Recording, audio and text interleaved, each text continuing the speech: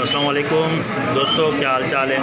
अच्छा दोस्तों, ये देखिए हमारे दोस्त हैं तारिक भाई। ये तारिक भाई, ये इनका कबूतरा है।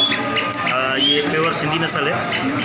ये देखें, बिल्कुल कोई डर नहीं है। और ये जो है बंदे का मस्त है, फुल टाइम ये महसूस कर रहे होंगे, आप आवाज़ें सुन रहे होंगे। तो ये देखें, ये बहुत ही प्यारी, बहुत ही नायाब चीज़ है।